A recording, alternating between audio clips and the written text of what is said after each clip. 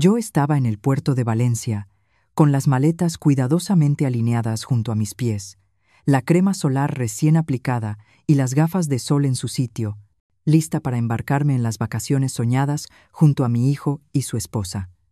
Al menos, eso creía hasta que sonó mi móvil. Mamá, ha habido un cambio de planes. Tú no vas al crucero. Iremos solo en familia. En ese instante, sentí que el corazón se me congelaba. Antes de continuar, asegúrate de estar suscrito al canal y cuéntame en los comentarios desde qué ciudad de España me estás viendo. Me emociona saber hasta dónde llegan estas historias. Todavía puedo recordar el olor a salitre de aquella mañana de junio de 2023. El puerto estaba repleto de turistas alegres, arrastrando maletas y sueños. Yo también sonreía, ilusionada por el crucero familiar que llevábamos meses planeando. A mis 66 años, sería mi primer viaje en barco, un pequeño sueño cumplido después de toda una vida trabajando. En el bolso de rafia llevaba el protector solar, un sombrero de ala ancha y 3 vestidos que había comprado especialmente para las cenas de gala a bordo. Una felicidad sencilla, la de una madre que cree que aún forma parte de la vida de su hijo. Daniel siempre había sido puntual, pero desde que se casó con Clara, la puntualidad parecía haberse vuelto un lujo. Me senté en un banco de madera frente al embarque. Observaba a las familias abrazarse, reír juntas, hacerse fotos, como pensé que nosotros también haríamos. Entonces mi móvil vibró. Leí y releí el mensaje de Daniel. No vendrás con nosotros al crucero. Clara prefiere que sea solo la familia. Levanté la mirada. Allí estaban, en la cubierta superior, Daniel, Clara y mis nietos, Sofía y Marcos. No sé si me vieron o si fingieron no hacerlo. Clara sonreía como si nada. Daniel miraba el móvil, quizá esperando mi respuesta. Solo la familia.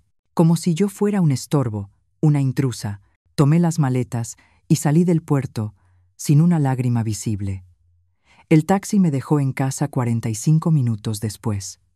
Ese piso de Salamanca que antes me parecía cálido, ahora pesaba como una losa. Fui directa al escritorio donde guardaba mis documentos importantes. En el segundo cajón, encontré la carpeta marrón, el contrato de la vivienda de Daniel, la casa que yo había comprado cuando se casaron, la misma casa en la que, con elegancia disfrazada de cortesía, me habían hecho sentir que sobraba. La última cuota de la hipoteca la había pagado exactamente 2 meses atrás. La casa, aquella que compré con mis propios ahorros, seguía a mi nombre. Ellos nunca se habían preocupado por ese detalle.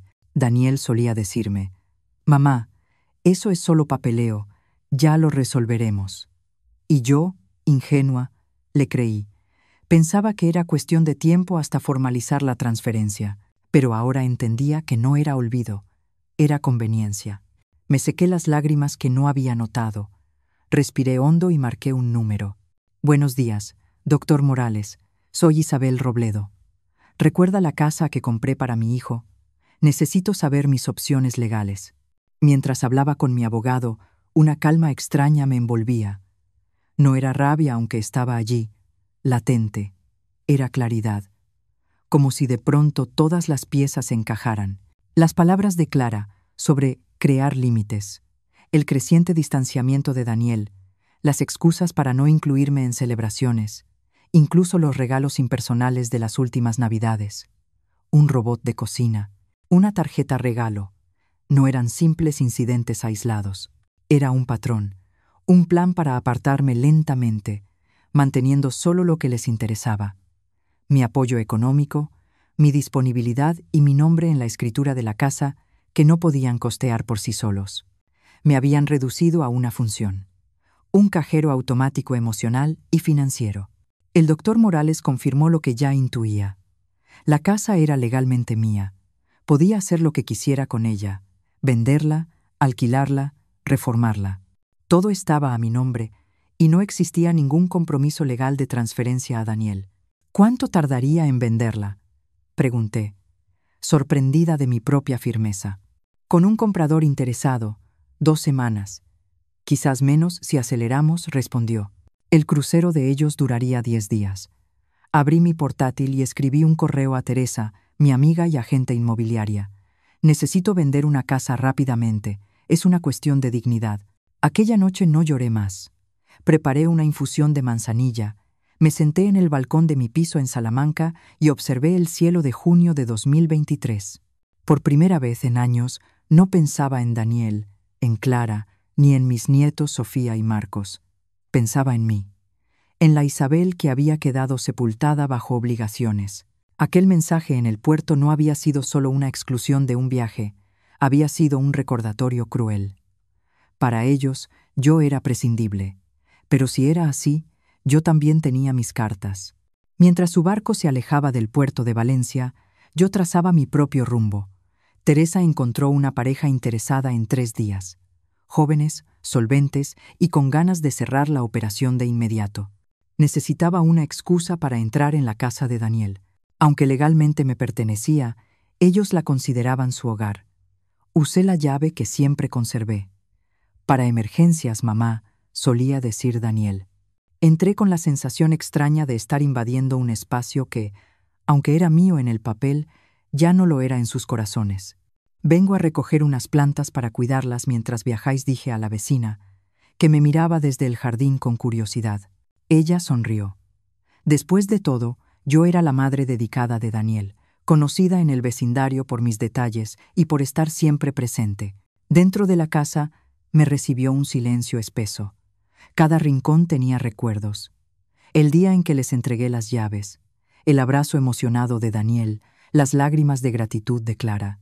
Todo eso, transformado en un solo familia en tan poco tiempo. Caminé por el pasillo y vi las señales de mi exclusión. En las fotos de las paredes aparecía cada vez menos. En las últimas ya no estaba. Los libros que regalé habían desaparecido de las estanterías. La colcha que tejí con mis propias manos estaba guardada en un armario, sustituida por una de catálogo. En el despacho de Daniel, abrí cajones buscando documentos relacionados con la vivienda y fue entonces cuando lo encontré, un sobre con membrete de un despacho de abogados. Dentro había un borrador titulado Transferencia de propiedad, fechado 3 meses atrás. Nunca firmado, nunca mostrado. El texto era claro. Planeaban pedir la transferencia a su nombre una vez pagada la última cuota, justo 2 meses antes. No era descuido, era estrategia. Guardé el documento en mi bolso. No necesitaba más razones para seguir adelante, pero aquello confirmaba mis sospechas. Al día siguiente, Camila y Roberto, una pareja de médicos jóvenes, visitaron la casa. Se enamoraron de inmediato. Es perfecta para nosotros, dijeron, sin imaginar el drama entre esas paredes. Hicieron una oferta por encima del precio de mercado, con pago al contado y firma en una semana. ¿Estás segura de esto, Isabel?, me preguntó Teresa al firmar los primeros papeles. Nunca he estado tan segura, respondí, sorprendida de mi propia determinación. El doctor Morales, mi abogado, se encargó de todo. Como propietaria, tenía derecho absoluto de vender. Nadie podía alegar sorpresa. La escritura siempre estuvo a mi nombre. La venta se cerró en tiempo récord. El dinero entró en mi cuenta y la entrega de llaves quedó fijada para el 27 de julio, un día antes de su regreso del crucero. Quedaba un último detalle: mi despedida. No quería simplemente desaparecer. Quería que entendieran las consecuencias de sus actos. Tomé papel y bolígrafo y comencé una carta dirigida a Daniel y Clara. Los nuevos propietarios se mudarán mañana. Esa fue la primera frase de la carta que dejé sobre la mesa de la cocina. Sus pertenencias personales estaban guardadas en un depósito, pagado por 3 meses, más que suficiente para que organizaran su nueva vida. La llave y la dirección del almacén quedaron en manos del doctor Morales, cuyo contacto también adjunté en la nota. Escribí con calma, sin rencor. No os molestéis en buscarme. Así como vosotros necesitabais espacio para crecer como familia, yo también necesito espacio para redescubrir quién soy, más allá de ser una madre y abuela desechable. Isabel. Guardé la carta en un sobre blanco y la coloqué junto a una copia de la escritura de la casa y del contrato de venta. Lo hice a conciencia. Quería que cuando regresaran, la verdad estuviera ahí, clara y fría. Esa última noche, antes de entregar las llaves a Camila y Roberto, Hice algo que no hacía en años: bailar. Encendí la música en el móvil, y mientras sonaba un viejo bolero español, giré por el salón vacío, sin muebles, sin fotos falsas, sin sonrisas fingidas. Tu familia ahora está sin techo, susurré al eco de la casa, pero no era una frase vengativa, era un ritual de liberación. Durante años me había definido a través de ellos. Madre de Daniel, suegra de Clara, abuela de Sofía y Marcos. Siempre disponible, siempre en silencio, nunca demasiado presente, pero siempre necesaria. Mientras bailaba sola en la penumbra, sentí el peso de esos roles desprendiéndose de mí, como capas que ya no me pertenecían. Con cada giro, recuperaba un trozo de la Isabel que un día fui, la que tenía sueños, ilusiones y una vida propia. Al día siguiente, entregué las llaves. Camila y Roberto estaban radiantes. Hablaron de redecorar, de transformar una de las habitaciones en despacho. La energía de esta casa es especial, dijo Camila. Se siente que aquí hubo mucho amor. Lo hubo, respondí. Pero no todo amor sobrevive a la conveniencia. Ella sonrió sin entender. Yo también sonreí, pero esta vez de verdad. Al salir por la puerta por última vez, no sentí rabia ni tristeza, solo un alivio sereno. Regresé a mi piso en Salamanca. Marqué un número. María, ¿recuerdas el viaje a París que siempre soñamos? ¿Qué tal el mes que viene? Colgué antes de que respondiera. Ya había comprado los billetes esa mañana. Era hora de vivir mis propios sueños. Mientras ellos regresaban a una vida que ya no existía, yo empezaba una que, por fin, era mía. 3 días antes de su regreso, recibí un mensaje de Daniel. Mamá, te echamos de menos. Los niños preguntan por ti todos los días. No puedo esperar para enseñarte las fotos. Sonreí con amargura al ver la pantalla del móvil. La hipocresía brillaba entre cada palabra. Ni una disculpa por haberme excluido, ni una pizca de reconocimiento del daño causado. Solo el guión de siempre. Yo debía retomar mi papel de madre comprensiva, disponible y dispuesta a perdonar. No respondí. Cada mensaje sin abrir era un pequeño acto de rebeldía contra décadas de incondicionalidad. Al día siguiente, llegó otro mensaje, esta vez de Clara. Isabel, te hemos traído unos bombones suizos preciosos. Sofía los eligió especialmente para la abuela. Lo dejé en visto. El silencio era la única respuesta posible. Si hablaba, quizá no podría parar. Cuando faltaban 24 horas para el desembarque, Daniel llamó. Dejé que saltara al buzón de voz. Mamá, es raro que no contestes. ¿Estás bien? Llegamos mañana a las 6 de la tarde. ¿Podemos pasar a cenar? Los niños te echan de menos. Su voz sonaba preocupada, y eso lo hacía aún más desconcertante. ¿Cómo alguien podía herir así y luego actuar como si nada? El día del desembarque me desperté temprano y caminé hasta una cafetería frente al puerto de Valencia. De lejos vi el barco blanco acercándose lentamente.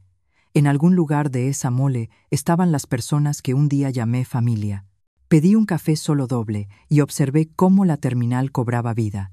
Familias emocionadas, conductores con carteles, vendedores ambulantes ofreciendo agua.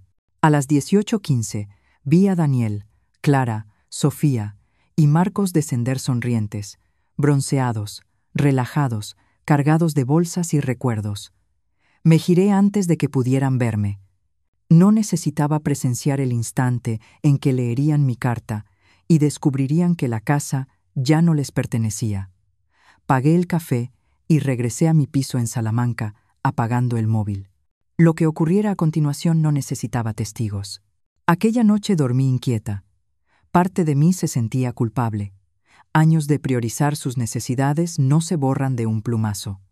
Pero otra parte, cada vez más fuerte, sabía que había hecho lo correcto. A las 7:43 de la mañana siguiente, sonó el timbre.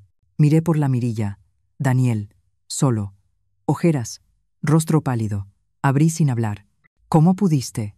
Fue lo primero que dijo, con la voz temblando. Vendiste nuestra casa sin consultarnos. No era vuestra casa, Daniel. Era mía. Siempre lo fue. Está en el contrato que nunca quisiste leer. Se llevó las manos al pelo, desorientado. Pero vivíamos allí. Los niños crecieron allí, susurró. Yo tenía planes contigo, con nosotros. Es curioso cómo cambian los planes, ¿verdad?, dijo Daniel con una risa nerviosa. Fue solo un viaje, mamá. Un único viaje.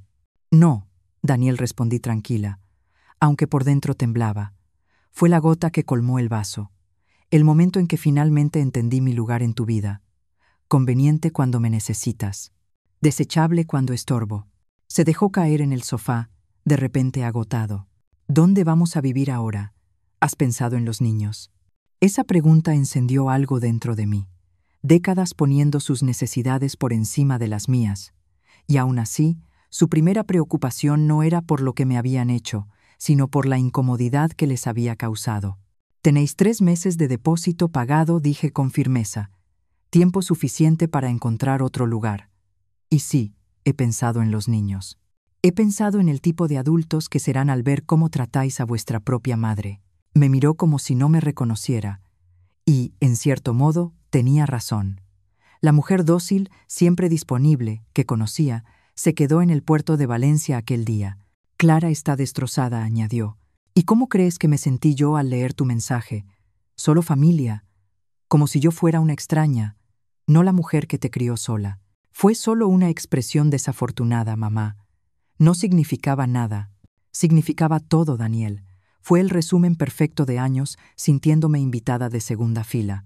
Mi papel ha sido financiar sueños, no participar en ellos. Él empezó a caminar nervioso. ¿Qué quieres de nosotros? Una disculpa sincera. Está bien. Lo siento. Los dos lo sentimos. Fue insensible, fue incorrecto, pero vender la casa, eso es desproporcionado. No quiero una disculpa forzada. Y no se trata de la casa, se trata de respeto. ¿Y cuánto vale ese respeto?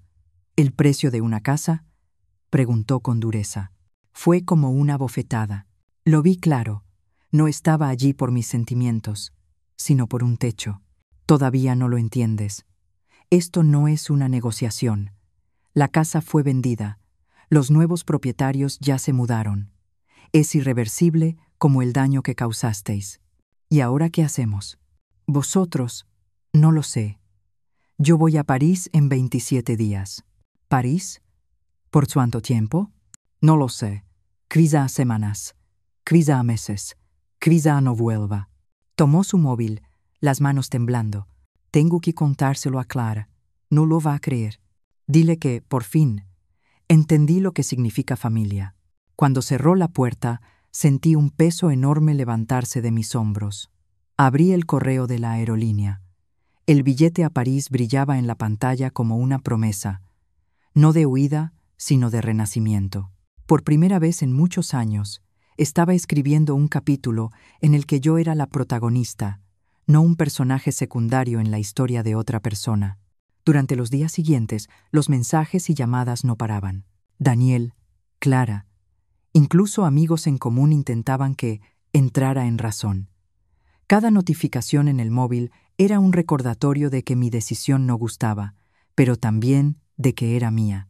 Isabel, no puedes simplemente desaparecer y dejar a tu hijo y a tus nietos en la calle, dijo Marta, mi amiga de toda la vida, en un audio de WhatsApp. Sé que te hirieron, pero esto es desproporcionado. Desproporcionado. Aquella palabra me perseguía como si existiera una fórmula exacta para medir el dolor y calibrar las respuestas. No están en la calle, Marta, respondí con calma. Tienen un depósito pagado por 3 meses. Además, Daniel gana bien. Siempre dijo que la casa se les quedaba pequeña. Ahora tienen la oportunidad de encontrar un sitio que realmente se adapte a ellos. Incluso al decirlo, sentí una punzada de culpa. No por lo que había hecho, sino por la versión de mí misma que emergía. Una mujer firme, liberada de décadas de silencios. Quizás no era amargura. Quizás era libertad. 10 días después de la venta, recibí un ramo de rosas blancas, mis favoritas, con una tarjeta escrita a mano por Clara. Isabel, entiendo tu dolor y pido sinceras disculpas por cómo te hicimos sentir. Podemos hablar, no por nosotros, sino por los niños. Te echan de menos. Endo. Sabía que usarían a los niños como último recurso emocional. Y sí, Yo también los echaba de menos, con un dolor que me apretaba el pecho, pero necesitaba romper el ciclo donde mi amor incondicional era explotado.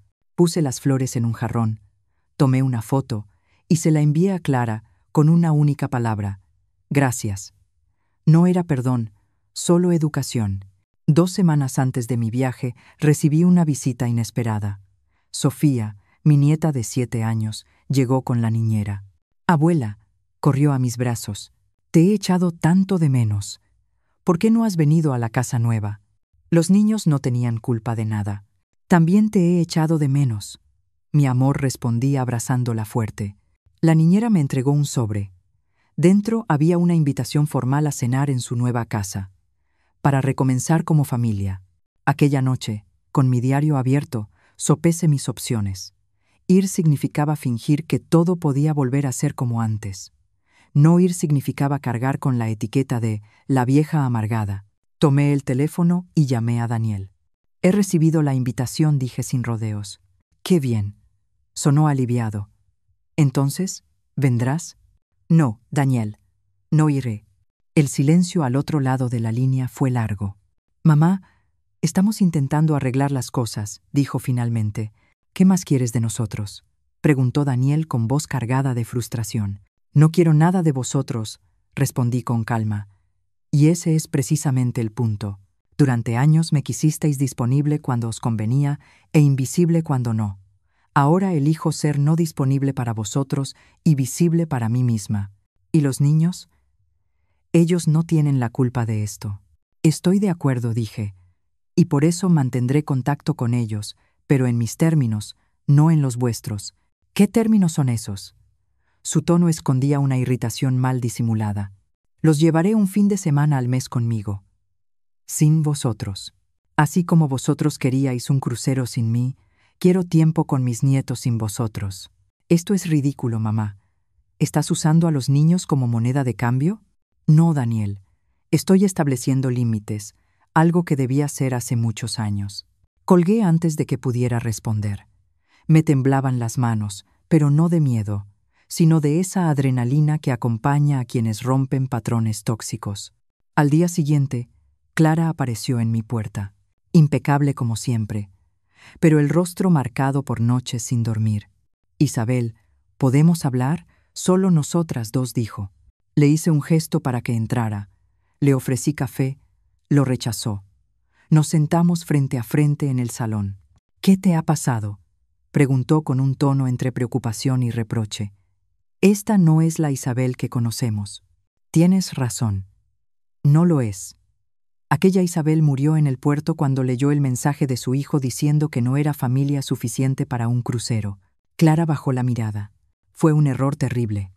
Estábamos estresados. Mi madre estaba enferma. Fue impulsivo». Impulsivo sería olvidar avisarme de una cena. Excluirme deliberadamente de un viaje familiar es una elección consciente, y dice mucho de cómo me veis. Clara suspiró, acomodando el collar de perlas que yo misma le regalé la Navidad pasada. «Siempre hemos estado agradecidos por todo lo que hiciste. La casa, el apoyo económico, la ayuda con los niños. ¿Así demostráis gratitud? Tratándome como si fuera una empleada a la que podéis prescindir cuando os resulta incómoda». «No es justo ponerlo así», protestó. «Hemos intentado construir nuestra propia familia, nuestra identidad como pareja. A veces, eso implica poner límites». «Límites», repetí amargamente. Curioso cómo esos límites no existían cuando necesitabais dinero para la reforma o para dejarme a los niños mientras viajabais. Ella se sonrojó. «Sé que parece hipócrita». «No parece, Clara. Lo es». Respiró hondo. «¿Qué puedo hacer para arreglar esto?». «Nada», respondí tranquila. «Vosotros hicisteis vuestras elecciones y yo las mías. Ahora vivimos con ellas. ¿Y los niños? Necesitan estabilidad. Como le dije a Daniel, seguiré presente en su vida, en mis términos». «¿Fines de semana sin nosotros? ¿No confías en nosotros?». «No es cuestión de confianza», Clara, respondí. «Es cuestión de respeto. Es cuestión de construir mi relación con ellos independientemente de vosotros, así como vosotros construisteis vuestra familia independientemente de mí dije con voz serena. Clara se levantó, alisándose la falda como siempre que estaba incómoda. ¿Has cambiado, Isabel? Sí, cambié. Y debí hacerlo hace mucho tiempo. Cuando cerró la puerta tras de sí, me sentí extrañamente ligera. No había gritado ni llorado. Simplemente había dicho las verdades que necesitaban ser dichas, sin dramatismos ni rencor.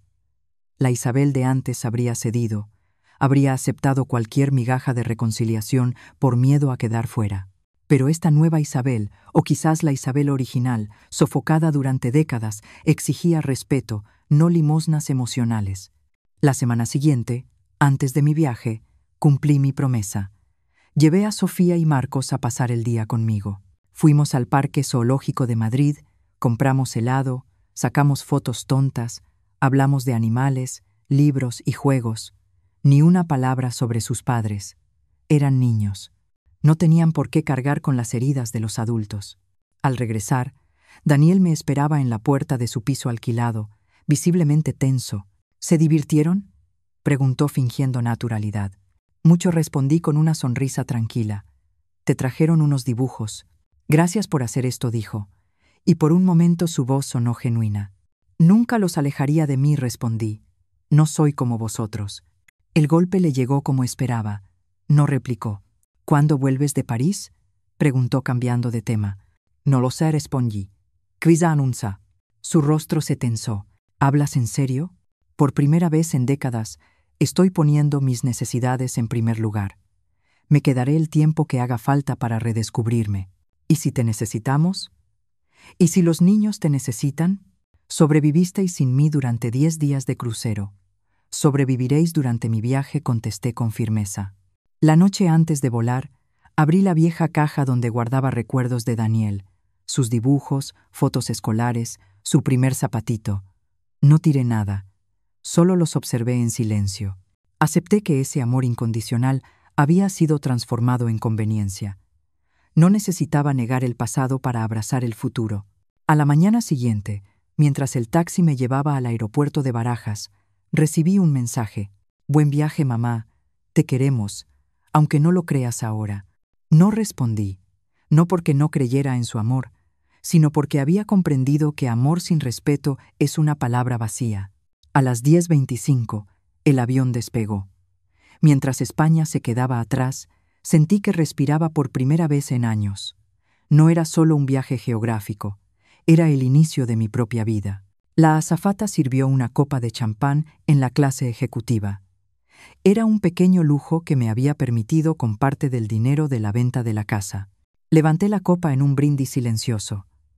No al final de una familia, sino al comienzo de mí misma. París me recibió con lluvia fina y un cielo gris, pero nada de eso disminuyó la emoción que me recorría el cuerpo. María, mi hermana, me esperaba en el aeropuerto con un paraguas colorido y una sonrisa enorme. Bienvenida a tu nueva vida, dijo al abrazarme fuerte. María siempre había sido mi opuesto. Nunca se casó, nunca tuvo hijos. Construyó una carrera internacional y llevaba años viviendo entre París y Lisboa. Mientras yo dedicaba mi vida a Daniel, ella dedicó la suya a sí misma. Durante mucho tiempo creí que mis sacrificios maternales eran más nobles que su independencia egoísta, como solíamos llamarla en casa. Ahora, a mis 66 años, empezaba a preguntarme si no había sido ella quien realmente tomó las decisiones más sabias. ¿Cómo te sientes?, preguntó María mientras el chofer nos llevaba por el tráfico parisino. Libre, asustada, culpable. Todo a la vez, respondí. Ella rió. Bienvenida a la vida real, hermana. Ninguna emoción existe sola. Su apartamento estaba en Le Marais, un barrio histórico lleno de cafés, librerías y galerías. Siempre había pensado que su estilo de vida era frívolo, pero ahora lo veía con otros ojos.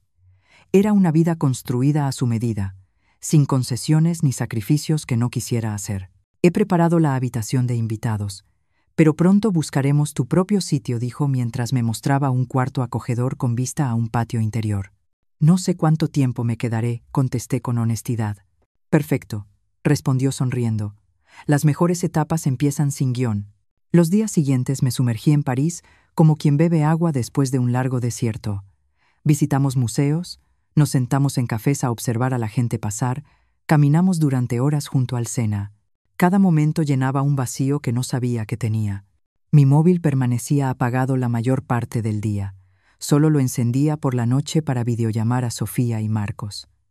Hablábamos de cosas simples: dibujos, colegio, helados, nunca sobre sus padres. Una semana después, María organizó una cena con sus amigos, artistas, profesores, escritores, personas que seguían viviendo intensamente a su edad. «Esta es mi hermana Isabel», dijo María con orgullo. «Al fin ha descubierto que hay vida más allá de ser madre y abuela. Antes me habría ofendido. Aquella noche, entre risas y vino tinto, solo asentí». «¿Y tú qué haces, Isabel?», preguntó Philippe, un profesor de literatura comparada. «Estoy redescubriendo quién soy», respondí, sincera. «Pasé décadas definiéndome por mi papel en la vida de otros. Ahora, por fin, estaba escribiendo mi propia historia». Aquella noche fue reveladora. Por primera vez en décadas fui vista y apreciada como Isabel, no como la madre de Daniel, la abuela de Sofía y Marcos, o la suegra de Clara. Solo Isabel, con mis opiniones, mis historias y mis sueños propios. Al día siguiente, María me sorprendió con una propuesta. «Tengo un amigo que alquila un pequeño estudio en el Marais. Nada lujoso, pero con todo el encanto parisino. ¿Quieres verlo?». «No sé cuánto tiempo me quedaré», respondí. «Precisamente por eso. Sin compromiso a largo plazo. Solo un lugar tuyo mientras decides los próximos pasos». El apartamento era un típico estudio parisino, pequeño, perfectamente organizado, con ventanas altas que dejaban entrar la luz dorada del verano, suelo de madera antigua que crujía suavemente y una cocina diminuta pero funcional. «Es perfecto», susurré. Aquel lugar simbolizaba exactamente en qué punto estaba yo. Un espacio transitorio, pero mío. Un comienzo. Esa misma tarde firmé un contrato de 3 meses renovables. Con parte del dinero de la venta de la casa, podía permitirme esa libertad sin preocupaciones económicas inmediatas. 2 semanas después, recibí un correo del doctor Morales, mi abogado. «Daniel ha contratado un abogado. Está amenazando con impugnar la venta de la casa, alegando que existía un acuerdo verbal de que el inmueble sería suyo». El mensaje terminaba tranquilizador. «No se preocupe. Sin documentación formal no hay base legal. La venta fue completamente legítima. No me preocupaba perder». Me dolía la confirmación de que Daniel aún no entendía. Seguía viéndose a sí mismo como víctima de una injusticia, sin asumir las consecuencias de sus actos. Aquella noche, por primera vez desde mi partida, lo llamé. «¿Por qué el abogado, Daniel?». «Mamá», sonó sorprendido. «¿Dónde estás?». Estábamos preocupados. «En París», como dije. «¿Por qué contrataste un abogado?». Silencio. Luego, un suspiro. «Porque no es justo. Aquella casa era nuestro hogar. Teníamos un acuerdo». «¿Qué acuerdo? ¿El que existía solo en tu cabeza? ¿O el que planeabais imponerme cuando terminé de pagar la hipoteca?». Más silencio. «Encontré el borrador de la transferencia en tu despacho, fechado hace 3 meses. Fue idea de Clara», admitió al fin en voz baja. «Pensó que debíamos oficializarlo. Tú siempre dijiste que la casa era para nosotros. Y decidisteis eso sin preguntarme. Igual que decidisteis que yo no era familia suficiente para el crucero. Son situaciones distintas». «No, Daniel, son exactamente iguales. En ambas, tomasteis decisiones sobre mi vida sin mí. ¿Y ahora qué? ¿Vamos a vivir en este impasse para siempre? Tú en Europa, rencorosa, y nosotros aquí intentando reconstruir nuestras vidas». «No estoy rencorosa», Daniel, dije con calma. «Estoy por fin viviendo la mía. El papel que diseñasteis para mí era el de un personaje secundario, cómodo para vosotros», dije con voz firme. «Y te sugiero, Daniel, que retires el proceso legal. Será humillante cuando lo rechacen». «Has cambiado, mamá. No te reconozco más». «Quizá nunca me conociste de verdad», respondí con calma. «Solo conocías la versión de mí que era conveniente para ti». Después de colgar, lloré por primera vez desde que llegué a París. No por la casa, ni por el proceso legal, ni siquiera por la relación rota con mi hijo. Lloré por la Isabel que había pasado décadas sofocada bajo capas de expectativas ajenas, por la mujer que podría haber sido si hubiese puesto límites desde el principio. A la mañana siguiente, María me encontró en el balcón con una taza de café. ¿Noche difícil?, preguntó al ver mis ojos hinchados. Daniel contrató un abogado. Quiere impugnar la venta de la casa. María soltó una risa seca. Claro que sí. Cuando la gente pierde privilegios, lo llama injusticia. Es mi hijo, María, y tú lo amas. Pero amar no significa dejarse explotar. No le quitaste nada que fuera suyo. Solo has dejado de dar lo que era tuyo. Sus palabras me atravesaron. Durante toda mi vida había confundido amor con sacrificio, generosidad con anulación. Había creído que amar implicaba volverse más pequeña para que otros brillaran. Pero el amor por ellos y por mí misma no debía exigir desaparecer. Esa tarde hice algo que jamás había hecho. Me inscribí en un curso de acuarela en Montmartre. La pintura había sido una pasión adolescente que abandoné cuando nació Daniel, convenciéndome de que era un lujo frívolo para alguien con responsabilidades. El taller estaba en un edificio antiguo, con ventanas enormes que enmarcaban los tejados parisinos como si fueran una obra de arte.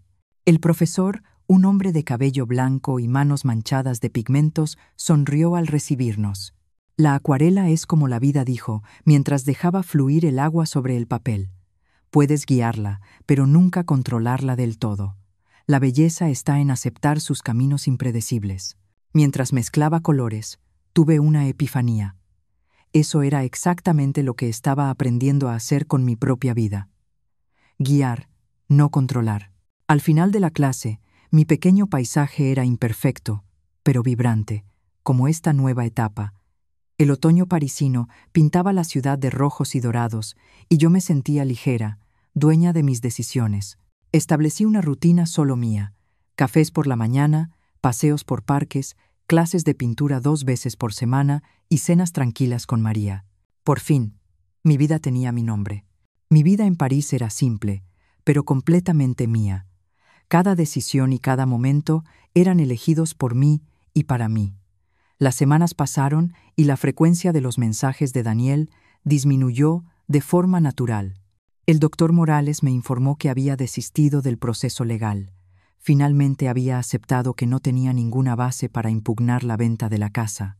Continué haciendo videollamadas con Sofía y Marcos, aunque también éstas fueron disminuyendo a medida que la familia se adaptaba a la nueva dinámica. A mediados de noviembre de 2023, recibí un correo inesperado de Clara. Isabel, espero que estés bien en París. Las fotos que envías a los niños son preciosas. Les encanta mostrar a sus amigos dónde vive su abuela. Escribo para pedirte disculpas sinceras, no por molestias prácticas, sino por el daño emocional que te causamos durante años. Daniel y yo estamos en terapia de pareja desde que te fuiste. No ha sido fácil enfrentar verdades sobre nosotros mismos, sobre cómo te tratamos y los patrones tóxicos que normalizamos disfrazándolos de límites saludables. Dimos por sentada tu generosidad, y peor aún, la explotamos. Sabíamos que no pondrías límites, ni exigirías reciprocidad. No espero que perdones ni que olvides, ni estoy pidiendo que vuelvas. Solo quiero que sepas que tu decisión nos obligó a cambiar de verdad. Daniel aún lucha con la rabia y la culpa, pero está avanzando. Los niños están bien. Te echamos de menos y respetamos tu camino. Leí el correo varias veces buscando señales de manipulación, pero esta vez sonaba distinto. No había exigencias, ni menciones a la casa, ni intentos de usar a los niños como excusa emocional. Aquella noche, durante la cena, se lo mostré a María. ¿Qué opinas?, pregunté. Ella lo leyó en silencio y respondió: parece sincero, pero la pregunta no es lo que yo pienso, sino lo que tú sientes. Reflexioné. Creo que están empezando a entender. No solo lo que hice, sino por qué lo hice. ¿Y eso cambia algo para ti?, preguntó María, sirviendo más vino. No lo sé, admití. No estoy lista para perdonar del todo ni para volver atrás. Ni deberías, respondió ella. El perdón, cuando llegue, debe ser por tu paz, no por su comodidad. Y pase lo que pase, no vuelvas a aceptar que te traten como antes. Esa noche respondí brevemente: gracias por el correo. Aprecio la honestidad y el reconocimiento. Yo también estoy en un proceso de autodescubrimiento y sanación. Me alegra que estén buscando ayuda profesional. Los niños siempre serán bienvenidos, igual que la comunicación honesta entre adultos. Isabel. Corto, claro. Sin concesiones, pero también sin hostilidad. Fue un pequeño paso hacia algo nuevo, no una restauración del pasado, sino quizás la construcción de un futuro distinto. Diciembre llegó, y París se llenó de luces navideñas, convirtiéndose en una ciudad de cuento de hadas. Mi clase de acuarela organizó una exposición de fin de año, y, para mi sorpresa, 2 de mis obras fueron seleccionadas. No era nada grandioso una pequeña galería en Le Marais, pero para mí representaba algo monumental, el reconocimiento de mi valor más allá de mis papeles familiares. El día de la inauguración me quedé de pie frente a mi acuarela enmarcada, una vista del Sena al atardecer, tonos azules y violetas fundiéndose suavemente. No era perfecta, pero contenía un instante real de paz que había vivido sola junto al río. «Es hermosa», dijo una voz familiar detrás de mí. Me giré. Allí estaba Daniel. «¿Qué haces aquí?», pregunté, aún sorprendida. «Clara vio la invitación en tu Facebook. Pensé que quizá era hora de hablar cara a cara». Se veía diferente, más delgado, con ojeras, pero también con una expresión más tranquila, menos a la defensiva. «¿Viniste solo?» «Sí». Clara se quedó con los niños. Entendió que necesitábamos este tiempo tú y yo. Salimos de la galería y caminamos hasta un pequeño café cercano. La noche era fría, pero clara. El cielo estrellado brillaba como pocas veces en la ciudad.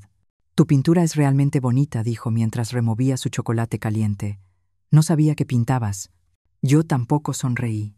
«Hay muchas cosas sobre mí que tú no sabes, que yo misma no sabía». «He pensado mucho en eso», admitió. «Nunca te vi como una persona completa, con tus propios sueños. Para mí siempre fuiste mamá, como si no existieras fuera de ese rol». Su sinceridad me desarmó. «La terapia está funcionando, ¿eh?», dije con suavidad. «Sí, es difícil. Ver cómo traté a la persona que más me amó duele. Yo aún te amo, Daniel. Eso no cambió. Lo sé. Y abusé de ese amor durante años». Hizo una pausa. «No vine a pedir que vuelvas ni que deshagas nada. Vine a decir que entiendo y que estoy intentando cambiar». Nos quedamos en silencio unos segundos. «¿Y los niños?», pregunté. «Están bien. Te echan de menos, pero se han adaptado. Sofía guarda todas tus fotos en un álbum. ¿Y vosotros?». «La nueva casa es más pequeña, pero funciona. Clara ha vuelto a trabajar. Estamos aprendiendo a vivir con menos y a valorar lo que importa. Siento que haya sido difícil». «No sientas nada», respondió. «Fue necesario. Doloroso, pero necesario, como una cirugía para sacar algo tóxico». Sus palabras resonaron profundamente. El dolor también puede ser parte de la cura. «Mañana», dijo Daniel, bajando la mirada. «Fue un viaje rápido, solo para verte, para tener esta conversación». «¿Y qué sucede ahora entre nosotros?», pregunté. Él pensó unos segundos antes de responder. «No lo sé. Creo que empezamos de nuevo, de alguna forma. No como antes, porque eso sería imposible e insano. Pero quizá podamos construir algo distinto, esta vez con respeto mutuo». Asentí. Era una mezcla compleja.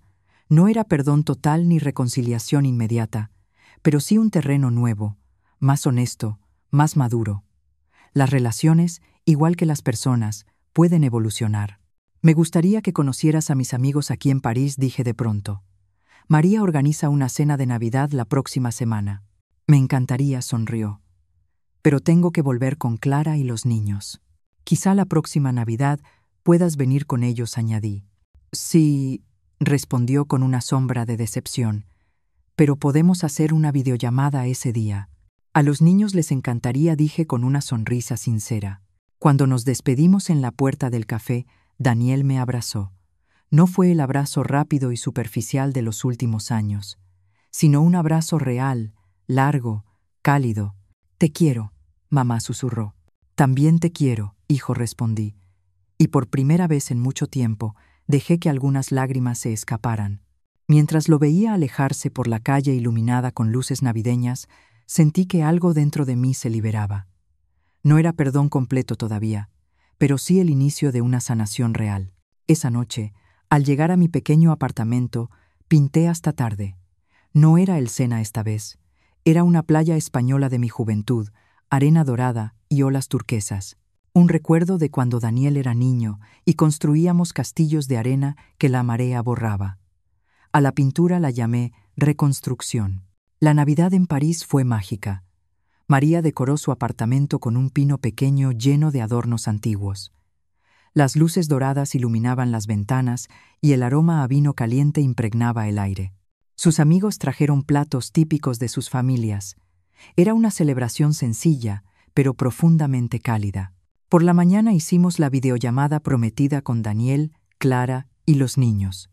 Habían preparado un desayuno especial. Sofía enseñaba los regalos con orgullo.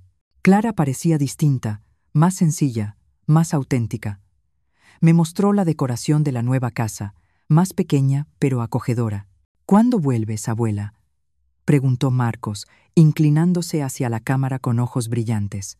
Miré a María, luego la pantalla. Aún no lo sé, cariño. Estoy aprendiendo mucho aquí, redescubriéndome. Como pintar, era una respuesta honesta, sin promesas. El futuro aún estaba en construcción. Les mostré fotos de tu exposición, dijo Daniel con una sonrisa durante la videollamada. Sí, quiero aprender también, exclamó Sofía, entusiasmada. ¿Podemos tener clases juntas cuando vuelvas? Me encantaría eso, respondí, sintiendo una ola cálida de ternura. Quizá podamos encontrar un profesor en Salamanca. Después de colgar, María y yo salimos a caminar por los Campos Elíseos. Las luces navideñas brillaban, las familias paseaban felices y el aire olía a castañas asadas. Parece que están realmente diferentes, comentó ella, enlazando su brazo con el mío. Más humildes, asentí. Creo que la terapia, los cambios financieros y el shock de mi ausencia han removido muchas cosas en ellos. ¿Y eso cambia tus planes?, preguntó María. No sé si tengo planes exactos, respondí, más bien una dirección. Muy filosófico rió. Pero en serio, ¿estás pensando en volver a España? Eventualmente sí. Este capítulo en París es hermoso, pero no es toda mi historia. Mis nietos están allí, y una parte de mi corazón también, pero no volveré en las mismas condiciones de antes. Definitivamente no, afirmó María con firmeza. Nos detuvimos frente a un escaparate lleno de luces, viendo nuestros reflejos mezclados con la decoración navideña. Dos mujeres maduras, hermanas, unidas por historia y elecciones diferentes. ¿Sabes qué me impresiona?, dijo María ajustando su bufanda roja. No es la venganza en sí, aunque fue magistral. Es que floreciste. Mucha gente se vuelve amarga después de algo así. Tú no. Sus palabras me tocaron profundamente. La venta de la casa no había sido un final, sino un comienzo. No se trataba de castigar a Daniel y Clara, sino de liberarme de las cadenas invisibles que yo misma había contribuido a forjar. Enero llegó con nieve cubriendo los tejados parisinos. Mi contrato de alquiler estaba por terminar y era momento de decidir, renovar o volver. Una tarde gélida, caminando por el jardín de Luxemburgo, tomé mi decisión. Era hora de regresar. No por culpa ni obligación, sino porque estaba lista para construir un nuevo capítulo, uno que incluyera a mi familia, pero sin perderme en ella. Esa noche llamé a Daniel. Vuelvo en febrero, le dije, pero con condiciones. ¿Cuáles?, preguntó, con alegría contenida. Mantendré mi independencia. Ya alquilé un piso cerca, pero no viviré con vosotros ni seré niñera a tiempo completo. Quiero seguir pintando. Lo entiendo y lo respeto, mamá respondió. Es justo. Necesitamos construir una relación con límites claros y respeto mutuo. Por primera vez en mucho tiempo, me creí cada palabra. Todos nosotros, incluso los niños, necesitamos entender que la abuela tiene su propia vida, dijo Daniel con serenidad. Estamos trabajando en eso en terapia.